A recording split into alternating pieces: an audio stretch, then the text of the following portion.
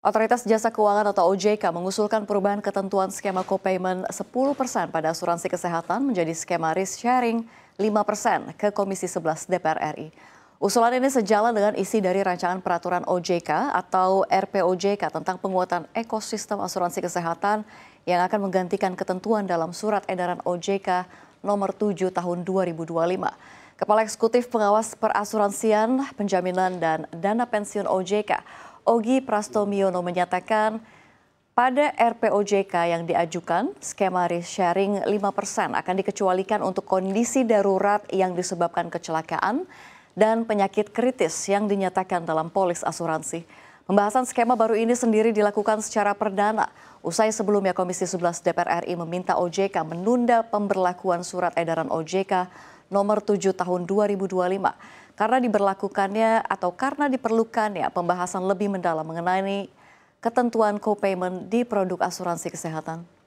Mengacu rencana OJK, jika diskusi bersama dengan Komisi 11 DPR RI berjalan lancar, POJK tentang penguatan ekosistem asuransi kesehatan akan diterbitkan paling lambat akhir 2025 dan berlaku mulai 2026. Mengacu hal ini, target implementasinya masih sejalan dengan rencana pada edaran OJK nomor 7 tahun 2025. Pembagian risiko atau yang dulu disebut dengan co-payment, tadi sudah kami sampaikan bahwa perusahaan asuransi itu wajib menyediakan produk tanpa fitur pembagian risiko. Kemudian perusahaan asuransi juga dapat menyediakan produk dengan fitur pembagian risiko. Nah, ketentuan mengenai pembagian risiko diatur 5%. Ya, yang dulu 10% ini 5%. Ya. Kemudian terkait dengan pengecualian co-payment, kecualian risk sharing untuk kondisi darurat yang disebabkan oleh kecelakaan dan atau penyakit kritis yang dinyatakan dalam polis. Jadi kita mengatur pengecualian tanpa ada risk sharing tapi langsung di cover oleh perusahaan asuransi. Kemudian perbandingan harga premi. Jadi produk yang tanpa risk sharing dengan adanya risk sharing itu harus disampaikan kepada calon konsumen pemegang polis berapa preminya. Selanjutnya adalah telaah utilisasi. Ini penting untuk bagaimana riwayat penggunaan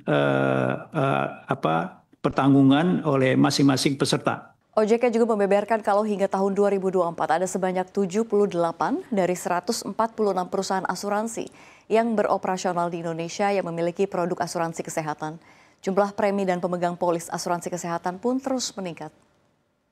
Pelaku usaha asuransi yang menjual produk asuransi kesehatan itu dari 146 perusahaan asuransi, ada 78 perusahaan asuransi yang menjual atau menawarkan produk asuransi kesehatan. Jumlah premi yang diterbitkan, jumlah premi yang diterima itu tahun 2024 itu mencapai 40,19%, meningkat signifikan ya dari tahun 2023 sebesar 26,26 triliun.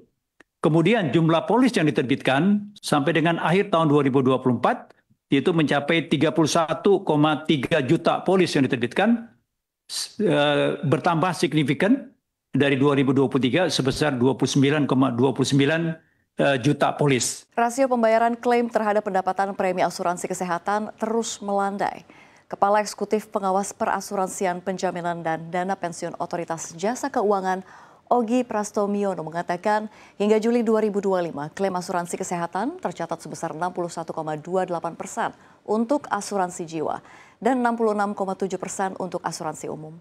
Menurut Ogi, angka itu turun dari kondisi di tahun 2023 secara agregat sebesar 97,52% dan tahun 2024 yang sebesar 71,23%. Sebelumnya OJK telah menerbitkan surat edaran OJK nomor 7 tahun 2025 tentang penyelenggaraan produk asuransi kesehatan. Surat edaran OJK itu bertujuan untuk mendorong efisiensi penyelenggaraan asuransi kesehatan seiring tingginya laju inflasi medis yang melampaui inflasi umum.